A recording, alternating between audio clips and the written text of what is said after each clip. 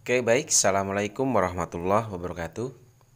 Kita lanjutkan untuk proses pembuatan laporan keuangan dari UD Buana, khususnya paket 3, di mana pada pertemuan sebelumnya kita sudah sampai pada proses penyusunan neraca saldo 31 Desember. Nah, untuk pertemuan kali ini saya akan bahas mengenai bagaimana cara menyusun jurnal penyesuaian atau pencatatan bukti memo ke dalam jurnal penyesuaian. Dan nanti akan kita langsung lanjutkan pada proses pembuatan neraca lajur. Oke, untuk mempersingkat waktu mungkin kita bisa langsung di sini kita sudah siapkan ya. Di sini sudah saya siapkan untuk bukti memo data penyesuaian dari UD Buana paket 3 khususnya ya. Langsung saja kita coba analisis untuk bukti memo yang pertama di sini. Oke, ada bukti memo yang pertama di mana untuk isi memonya sendiri di sini telah diterima rekening koran dari Bank Mandiri Jakarta Tanjung Priok. Di sini informasinya adalah terkait adanya pendapatan jasa giro atau pendapatan bunga yaitu sebesar 5.320.000. Kemudian di sini ada biaya administrasi bank atau bank service charge itu 250.000. Atas adanya pendapatan jasa giro beserta informasi terkait biaya administrasi bank di sini, maka jurnal yang kita gunakan atau yang akan kita catat di sini di jurnal penyesuaian, kita akan catat dengan jurnal yaitu cash in bank service charge pada interest revenue. Untuk kode akun masing-masing silahkan disesuaikan dengan daftar akun yang ada di soal. Lalu untuk nilainya sendiri di sini, untuk bank interest revenue karena pendapatan kita letakkan di sisi sebelah kredit, yaitu nilainya adalah 5.320.000. Lalu kita masukkan untuk biaya administrasi banknya atau bank service charge di sini di sisi debit, yaitu berapa ini? 250.000. Sehingga selisih antara pendapatan bunga dan biaya administrasi bank ini akan kita catat dengan menggunakan akun cash in bank di sisi sebelah debit, sehingga jurnalnya di sini adalah cash in bank service charge pada interest revenue. Oke, itu jurnal yang pertama untuk bukti memo yang pertama. Sekarang kita masuk ke dokumen transaksi nomor 2 atau bukti memo yang kedua. Di sini ada data penyesuaian air periode, ada 4 poin. Poin yang pertama di sini bahwa isi memonya yaitu persediaan air store surplus dinilai 4.850.000. Nah, untuk mengetahui berapa nilai beban pemakaian atau beban atas surplus ini, maka di sini kita lihat untuk neraca saldo sebelumnya yaitu 31 Desember bahwa informasi terkait store surplus di sini ini ada saldo debit yaitu 10.700.000. Sedangkan pada akhir periode di sini hanya dinilai 4.850.000. Sehingga untuk mengetahui berapa nilai beban yang muncul atau beban pemakaian atas surplus ini, maka saldo store surplus ini dikurangi dengan taksiran akhir periode yaitu 4.850.000. Maka di sini didapat nilai 5.850.000. Inilah yang disebut dengan beban pemakaian atau beban perlengkapan. Seperti itu. Oke, nilai yang ini yang barusan kita hitung ini akan kita masukkan ke dalam jurnal penyesuaian. Oke, jurnalnya adalah tanggal 31. Jurnal untuk mencatat adanya beban perlengkapan yaitu store surplus expense pada store surplus. Dengan kode akun masing-masing disesuaikan. Nilainya kita masukkan debit dan kredit. Kita ambil nilai yang hasil perhitungan tadi di sini. 5.850.000 kita masukkan ke sini di sisi debit dan sisi kredit. Oke, itu jurnal untuk transaksi nomor 2 poin yang pertama. Oke, yang ini kita hapus dulu nilainya. Lanjut ke dokumen transaksi nomor 2 poin yang kedua. Di sini ada bukti memo ya, bukti memo bahwa beban sewa toko bulan Desember itu 2.500.000. Di sini sudah disebutkan beban sewa yang muncul di bulan Desember itu adalah 2.500.000. Berarti nilai ini tetap yang akan kita gunakan untuk dimasukkan ke dalam jurnal penyesuaian ini. Oke, jurnal untuk mencatat adanya beban sewa toko bulan Desember itu jurnalnya adalah rent expense ya, beban sewa, rent expense pada prepaid rents. Dimana untuk masing-masing nilainya tadi Ini kita sesuaikan dengan yang ada di sini, yaitu 2.500.000 untuk sisi debit dan sisi kreditnya. Seperti ini. Oke. Ya, sisi debit dan kredit 2.500.000. Oke, sekarang lanjut ke dokumen yang kedua, poin ketiga di sini. Beban asuransi bulan Desember itu 1.250.000. Ini sama dengan poin yang kedua, bahwa di sini sudah disebutkan beban asuransi bulan Desember itu ini adalah beban bulan Desember ya atas asuransi, yaitu 1.250.000. Oke, adanya beban asuransi ini akan kita catat ke dalam jurnal penyesuaian, itu adalah insurance expense pada prepaid insurance. Masing-masing kode akun disesuaikan, nilainya kita ambil dari dokumen 1.250.000. Oke, untuk sisi debit dan kreditnya.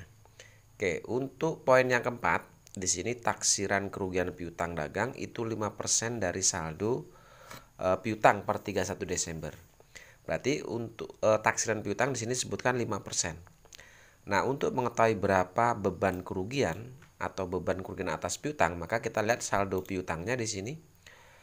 Di sini dapat dilihat bahwa saldo piutang ini adalah 709.500.000. Di sini bahwa atas piutang ini ditaksir 5%-nya adalah beban kerugiannya, atau taksiran kerugiannya adalah 5% dari nilai saldo piutang ini. Nah, sekarang kita hitung taksiran kerugian piutangnya 5% dari piutang ini, didapat nilai sebesar 35.475.000. Ini 5%, taksiran 5%-nya dari saldo piutang.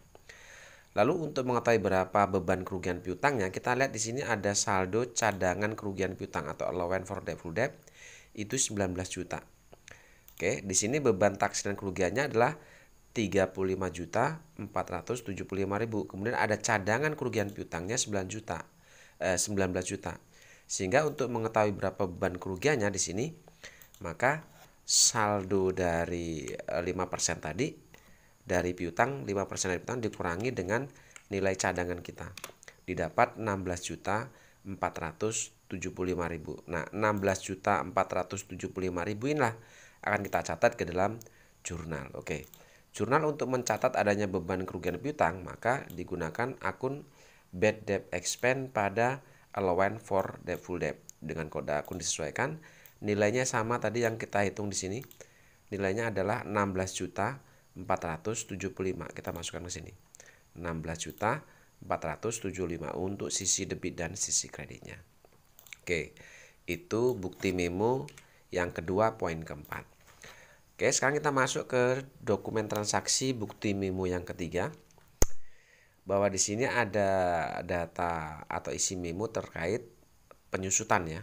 Yang pertama, penyusutan equipment bulan Desember 1.250. Di sini sudah disebutkan bahwa penyusutan untuk bulan Desember 1.250. Berarti nilai yang di dokumen ini akan kita catat ke dalam jurnal ini. Oke, jurnal untuk mencatat adanya penyusutan equipment, maka di sini kita gunakan depreciation expense pada equipment akum debt dengan kode akun masing-masing disesuaikan. Nilainya kita ambil dari dokumen 1.250.000. Oke, itu poin yang pertama. Lalu yang kedua, gaji bulan Desember sebesar 3.500.000 ini akan dibayar tanggal 2 Januari. Artinya untuk bulan Desember ini akan dibayar tanggal 2 Januari. Oke. Munculnya hutang gaji ini akan kita catat ke dalam jurnal penyesuaian, itu adalah wages and salaries expense pada expense payable. Dengan kode akun disesuaikan, nilainya kita ambil di dokumen, yaitu 3.500.000 untuk sisi debit dan sisi kreditnya. Oke, yang terakhir untuk dokumen transaksi nomor 3, poin ketiga, listrik dan telepon bulan Desember sebesar 2.200.000 ini akan dibayar pada tanggal 10 Januari. Ini sama dengan poin yang kedua, bahwa untuk beban bulan Desember itu akan dibayar bulan Januari. Maka adanya munculnya hutang listrik tadi, ini akan kita catat ke dalam jurnal telepon and electricity expense pada expense payable. Dengan kode akun masing-masing disesuaikan, nilainya kita ambil di dokumen 2.200.000.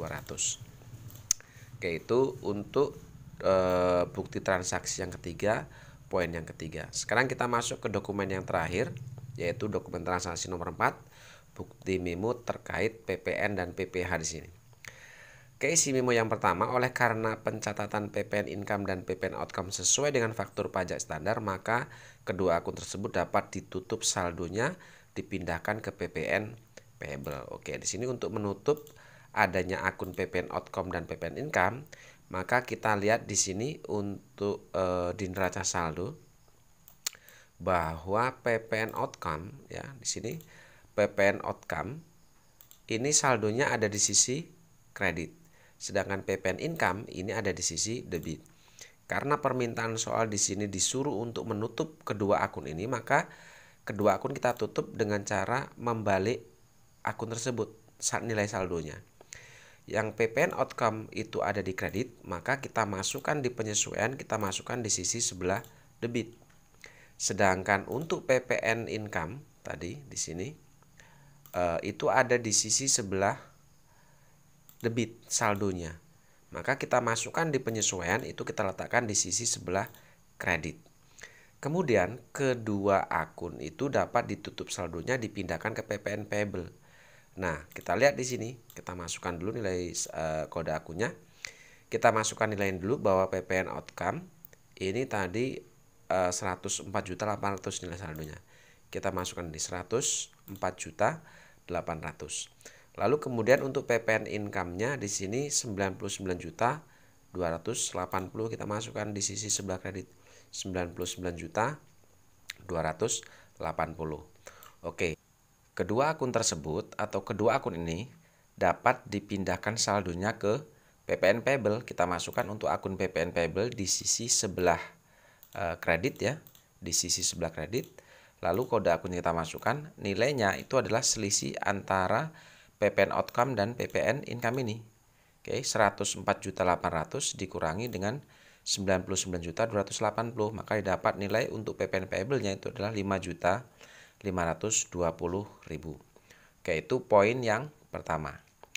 Poin yang kedua, hitung pajak penghasilan PPh badan dengan ketentuan dasar pengenaan pajak adalah tarif tunggal yaitu sebesar 28%. Nah, untuk mengetahui berapa nilai PPh sebelum pajak, maka kita cari dulu nilai dari PKP kita atau pendapatan kena pajak. Nah, untuk menghitung berapa nilai PKP kita, maka kita akan catat dulu atau kita akan buat dulu neraca lajur ini. Oke, jadi sebelum poin yang kedua ini ya, poin yang kedua ini kita harus tahu berapa nilai PKP kita. Nah, untuk mengetahui berapa nilai PKP agar bisa menghitung nilai PPh badan ini, maka kita harus buat dulu neraca lajur ya untuk mengetahui nilai PKP kita. Nah, yang pertama untuk membuat neraca lajur, kita siapkan dulu untuk tabelnya seperti ini kira-kira untuk bentuk neraca lajurnya. Nah, untuk mengisi atau menyusun neraca lajur ini sangat gampang sekali ya. Jadi yang pertama di sini untuk neraca lajur ada kode akun, ada nama akun, kemudian ada kolom neraca saldo, ada kolom penyesuaian, neraca saldo disesuaikan, laba rugi, dan kolom neraca. Oke, sekarang kita mulai proses penyusunan neraca lajur ini. Nah, untuk kode akun, nama akun, dan neraca saldo ini, yang pertama kolom kode akun, nama akun, dan kolom neraca saldo, kita cukup memindahkan seluruh data yang ada di trial balance 31 Desember ini, mulai dari kode akun, nama akun, serta saldo debit dan kredit yang ada di trial balance ini. Oke, jadi ini kita pindahkan semua. Ya, kita cukup memindahkan saja data ini, kita masukkan ke sini. Oke, kita masukkan ke kode akun, nama akun, serta kolom neraca saldo ini. Oke, kita pindahkan ke sini. Oke, setelah kita pindahkan begini, lalu kita jumlahkan sisi debit dan kredit. Oke, karena hanya memindahkan, mestinya jumlah debit dan kredit yang ada di neraca lajur kolom neraca saldo ini sama jumlahnya dengan yang di trial balance 31 Desember ini, yaitu 3.206.630. Ini harus sama. Oke, karena sifatnya hanya memindahkan ya pasti otomatis di sini sama untuk jumlahnya. Oke, sekarang kita masuk kolom penyesuaian. Kolom penyesuaian ini kita tinggal memposting atau memasukkan seluruh akun yang muncul di jurnal penyesuaian ini. Kita masukkan semua. Contohnya misalnya di sini ada cash in bank. Masuk di sisi debit, ada saldo di sisi debit cash in bank. Kita masuk di neraca lajur kolom penyesuaian. cash in bank tadi ada saldo di sisi sebelah debit yaitu 5.070.000. Kita masukkan ke sini. Sisi debit 5.070.000. Lalu kemudian yang kedua ada akun bank service charge 250.000. Kita masuk ke akun bank service charge di sini. Oke, di sini akun kode 9 ya, bank service charge tadi muncul di sisi sebelah debit. Berarti kita masukkan di kolom neraca di kolom penyesuaian di sisi sebelah debit begini. Oke. Lalu kemudian ada akun interest revenue muncul di sisi kredit. Kita masuk ke neraca lajur kolom penyesuaian. Kita masuk ke kolom kredit yaitu interest revenue, berarti yang ini. Kita masukkan di sisi sebelah kredit di sini. Ya, seperti itu. Oke, lakukan seperti itu. Silakan masukkan semua akun ini atau saldo-saldo yang muncul di jurnal penyesuaian ini. Kita masukkan semua ke neraca lajur di sini, kolom penyesuaian. Nah, setelah kalian masukkan semua, nanti kira-kira hasilnya seperti ini. Ya, seperti ini kira-kira. Oke, catatan buat kalian bahwa di penyesuaian itu ada akun muncul 2 kali, yaitu untuk expand payable. Ya, di sini ada expand payable, akun expand payable muncul 2 kali, yaitu 3.500.000 dan 2.200.000. Nah, pada saat kita masukkan ke neraca lajur untuk expand payable, maka kedua akun itu dijumlahkan. Ya, expand payable berarti yang ini. Oke, ini dijumlahkan ya. Itu hasilnya adalah 5.700.000 di sisi kredit. 5.700.000. Kita hitung di sini di penyesuaian 3.500.000 ditambah dengan 2.200.000, maka ketemu 5.700.000. Kita masukkan ke sini di kolom kredit 5.700.000. Oke. Untuk akun yang lainnya, saya rasa di sini di penyesuaian tidak ada akun ganda atau muncul 2 kali. Hanya akun expand payable yang muncul 2 kali di sisi sebelah kredit jurnal penyesuaian ini. Sehingga jumlahnya ini kita jumlahkan atau kalian jumlahkan, masukkan di sini. Di akun expand payable. Ya, berarti yang ini. Oke. Setelah kalian masukkan semua saldo yang muncul di neraca di jurnal penyesuaian ini, setelah kalian masukkan semua, maka kalian jumlahkan. Oke. Dijumlahkan ketemu nilai sisi debit dan kredit yaitu 143.145 untuk debit dan kreditnya. Dan sama jumlahnya dengan yang di penyesuaian. Oke. Kalau sudah kalian masukkan semua, baru kita masuk ke neraca saldo disesuaikan. Nah, untuk mengisi kolom neraca saldo disesuaikan, ini adalah hasil akumulasi dari kolom neraca saldo dan kolom penyesuaian. Silakan kalian akumulasi atau perhitungkan kolom yang di neraca saldo dengan yang di penyesuaian. Contohnya adalah misalnya cash in bank di neraca saldo ada akun debit 200.770.000. Kemudian di penyesuaian muncul juga di sisi debit 5.070.000. Oke, karena debit ketemu debit, maka kita letakkan di kolom neraca saldo disesuaikan di sisi sebelah debit. Kalian jumlahkan. Karena debit ketemu debit, maka dijumlahkan. Kita letakkan di sini. Oke, lalu yang kedua ada petty cash. Di neraca saldo ada akun 6.750.000. Di kolom penyesuaian ini tidak ada, tidak muncul saldo petty cash, sehingga nilai yang muncul di neraca saldo otomatis akan menjadi saldo di kolom neraca saldo disesuaikan di sisi sebelah debit, tinggal memindahkan saja. Lalu sama dengan account receivable, ya, di sini di neraca saldo muncul di sisi debit, di penyesuaian tidak ada, maka ini tinggal memindahkan saja di sisi sebelah debit. Lalu selanjutnya untuk allowance for default debt, di neraca saldo muncul di kredit 19 juta. Di penyesuaian muncul di sisi kredit 16.475. Kredit ketemu kredit, kita jumlahkan, letakkan saldonya di sisi sebelah kredit begini, 35.475.000.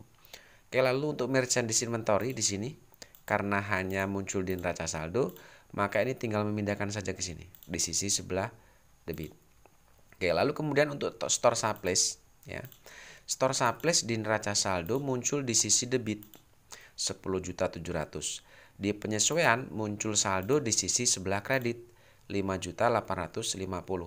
Debit ketemu kredit, maka kita hitung di sini karena lebih besar debit, maka selisih antara saldo store supplies di neraca saldo dengan yang di penyesuaian kita letakkan di sisi sebelah debit saldonya 10.700.000 dikurangi dengan 5.850.000, maka ketemu nilai sebesar 4.850.000.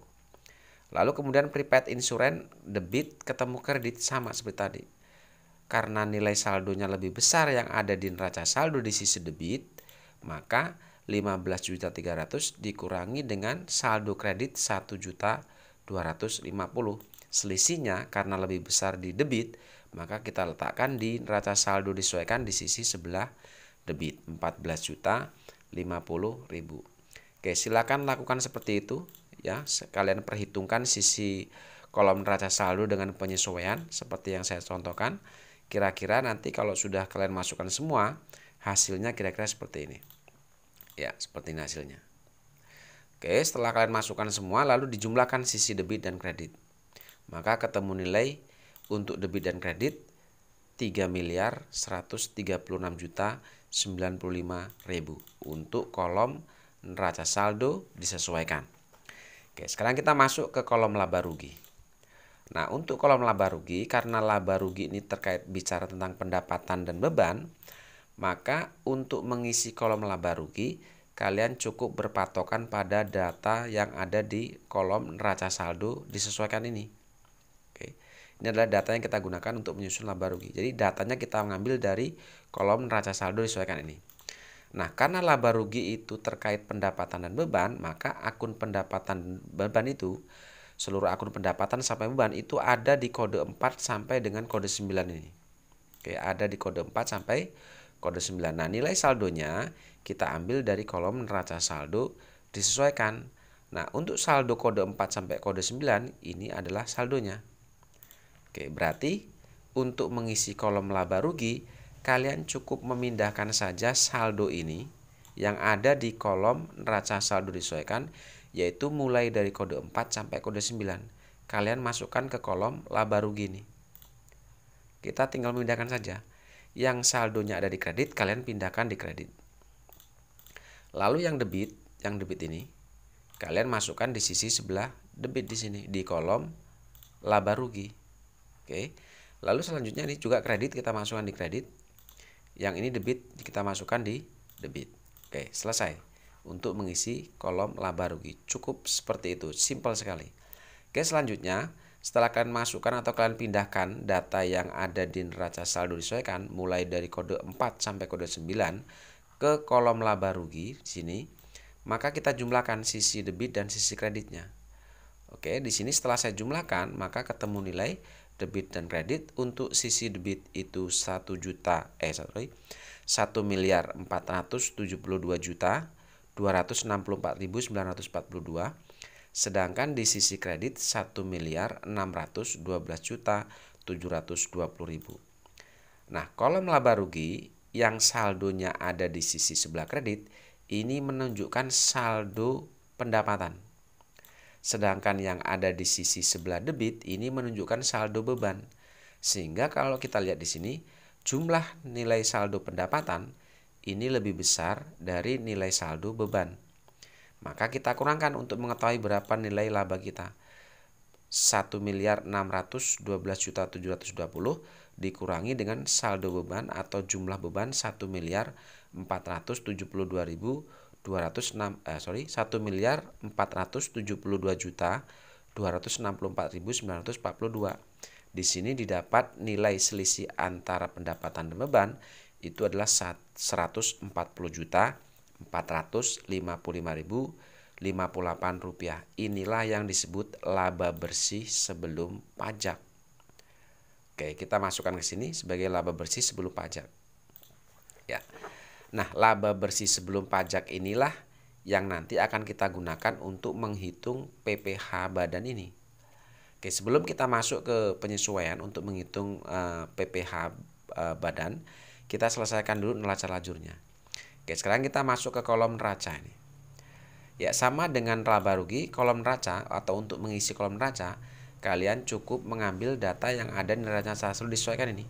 Ya, sama dengan laba rugi tadi, kolom neraca datanya kita ngambil dari neraca saldo disesuaikan ini. Kalau tadi laba rugi kita ngambil datanya, yaitu mulai dari kode akun 4 sampai kode 9, Maka untuk membuat atau untuk mengisi kolom neraca, kalian tinggal memindahkan saja saldo mulai dari kode akun 1 sampai dengan kode akun 3. Berarti saldonya yang ini yang akan kalian gunakan. Ya. Ini adalah saldo yang bisa kalian gunakan untuk mengisi kolom neraca ini.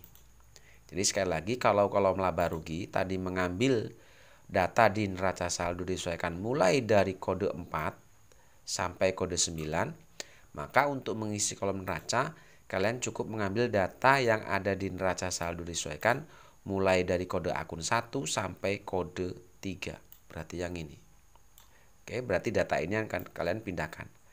Kalian cukup pindahkan saja ke sini, ya. Yang debit kalian pindahkan ke kolom neraca di sebelah debit. Oke, seperti ini. Ini kalian debit, kalian pindahkan semua di debit. Yang kredit ini kalian pindahkan di kolom neraca itu di sisi sebelah kredit seperti ini. Ya. Oke, saya hitamkan. Lalu kemudian selanjutnya yang ini pun debit, kalian pindahkan di kolom neraca di sisi sebelah debit, dan seterusnya kalian tinggal pindahkan saja. Oke. Setelah kalian pindahkan semua data yang ada di neraca saldo disesuaikan mulai dari kode akun 1 sampai kode 3 ke kolom neraca ini, maka kalian jumlahkan di sini. Oke, kalian jumlahkan sisi debit dan kredit. Setelah dijumlahkan, didapatlah nilai untuk debitnya 1.663.830.058 rupiah, sedangkan di sisi kredit itu 1.523.375.000. Nah, untuk informasi kalian bahwa kolom neraca di sisi debit ini menunjukkan nilai saldo harta kita.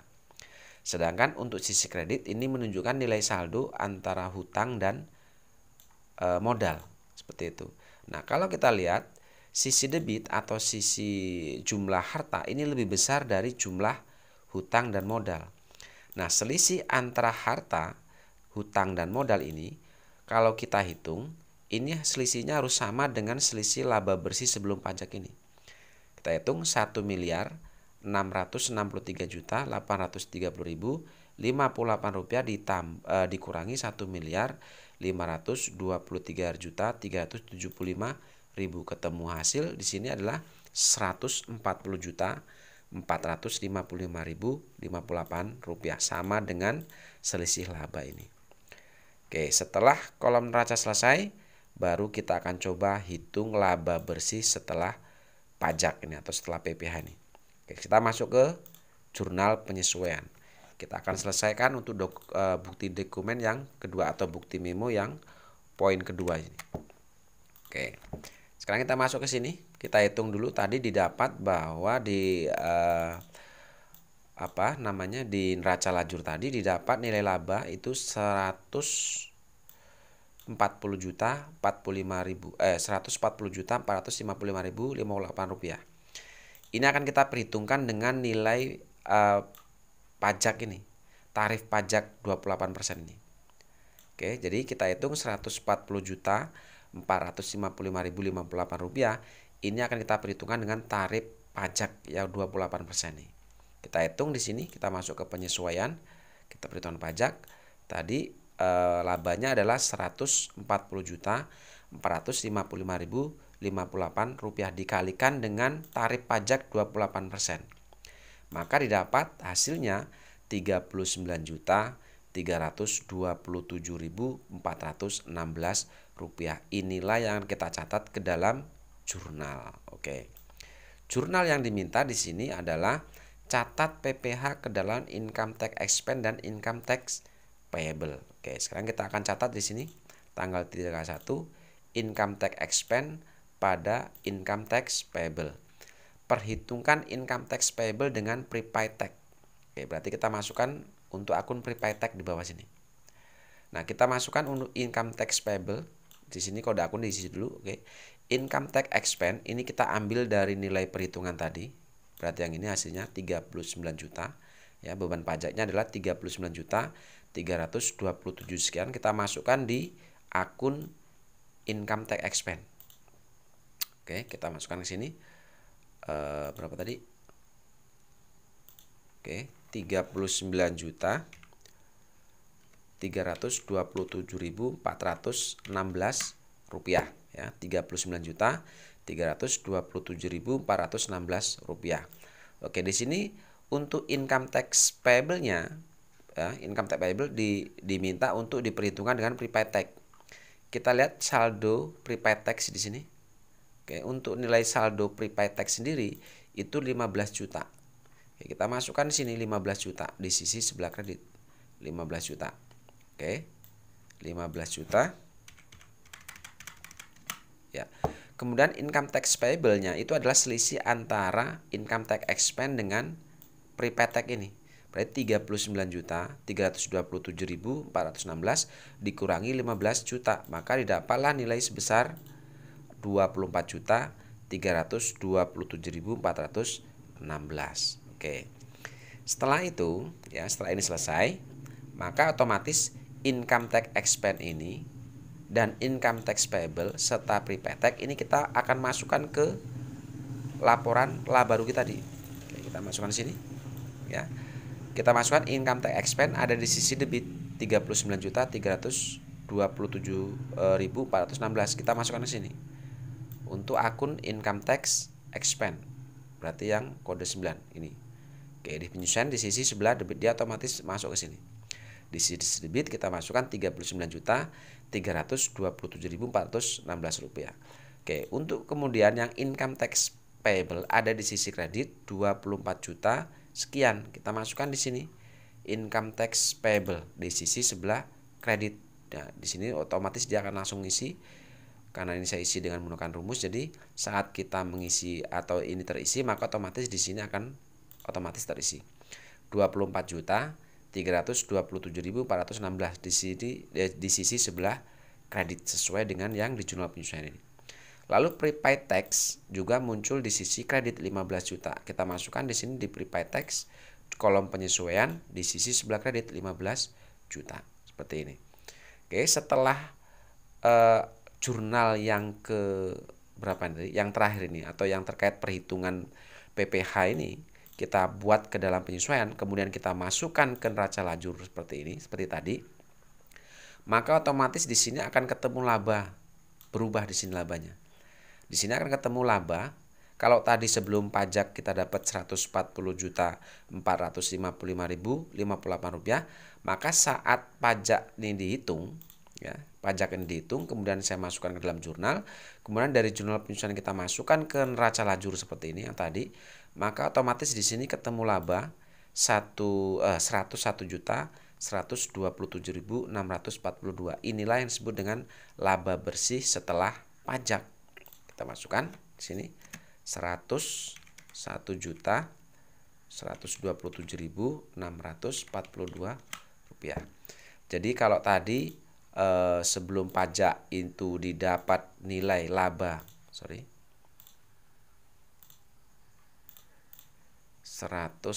ya, manual ini. Oke. Ya, saya ulangi. Jadi sebelum pajak tadi dapat laba 140.455.058 rupiah. Laba bersih setelah pajak, setelah kita buatkan perhitungan PPh-nya, maka nilai labanya berubah 101.127.642. Seperti ini laba bersih setelah PPh, ini laba bersih sebelum PPh.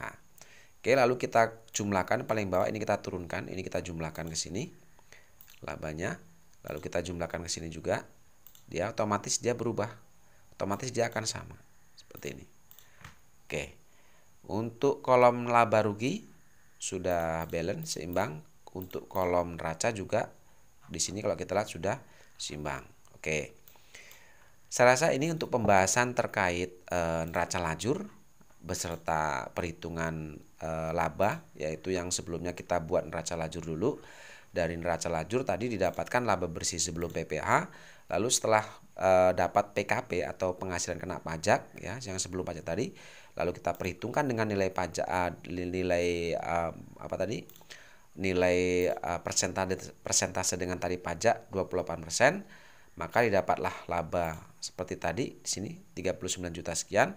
Lalu kita masukkan lagi ke neraca lajur, maka setelah kita masukkan ke neraca lajur hasil perhitungan PPh tadi, maka otomatis laba bersih setelah pajak berubah seperti ini. Oke, itu untuk pembahasan terkait jurnal penyesuaian dan neraca lajur.